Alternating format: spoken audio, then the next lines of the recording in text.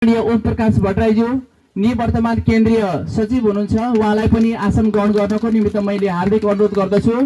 त्यसैगरी धनबहादुर भट्टराईज्यू निवर्तमान सदस्य आसन ग्रहणको लागि मैले हार्दिक अनुरोध गरेँ। त्यसैगरी भीमचन्द्र भट्टराईज्यू केन्द्रीय सदस्य निवर्तमान, त्यसैगरी चन्द्रप्रसाद भट्टराईज्यू केन्द्रीय सदस्य निवर्तमान, त्यसैगरी मीना भट्टराईज्यू मध्य प्रदेशको उपाध्यक्षज्यू, त्यसैगरी जयप्रसाद भट्टराईज्यू बागमती प्रदेशका उपाध्यक्षज्यू,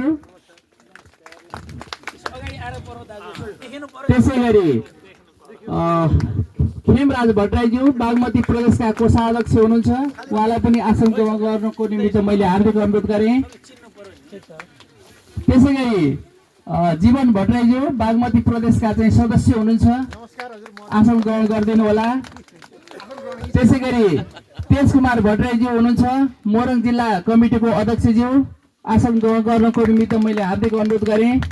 त्यसैगरी अभिषेक भट्टराईज्यू हुनुहुन्छ, मोरङ जिल्ला लेखा समितिका संयोजक हुनुहुन्छ।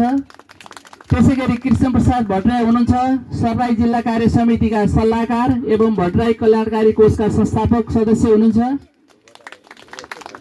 त्यसैगरी गोविन्द प्रसाद भट्टराई हुनुहुन्छ, हरियो नगर समितिका अध्यक्षज्यू। त्यसैगरी छविलाल भट्टराईज्यू हुनुहुन्छ, बर्दिवास नगर समितिका वर्तमान अध्यक्षज्यू, उहाँलाई पनि आसन ग्रहण गर्नको निमित्त मैले हार्दिक अनुरोध गरेँ। त्यसैगरी गिरिराज भट्टराई हुनुहुन्छ, हरियो नगर समितिका सदस्यज्यू। त्यसैगरी काठमाडौँबाट आउनुभएको हाम्रो अतिथिको